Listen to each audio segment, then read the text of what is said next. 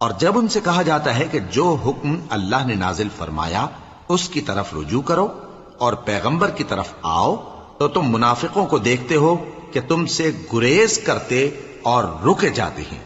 پھر کیسی ندامت کی بات ہے کہ جب ان کے اعمال کی شامت سے ان پر کوئی مصیبت واقع ہوتی ہے تو تمہارے پاس بھاگے آتے ہیں اور قسمیں کھاتے ہیں کہ واللہ ہمارا مقصود تو بھلائی اور مصالحت تھا۔ ان لوگوں کے دلوں میں جو جو کچھ ہے اللہ اس کو خوب جانتا ہے۔ تم ان کی باتوں کا کچھ خیال نہ کرو اور انہیں نصیحت کرو اور ان سے ایسی باتیں کہو جو ان کے دلوں میں اثر کر جائیں۔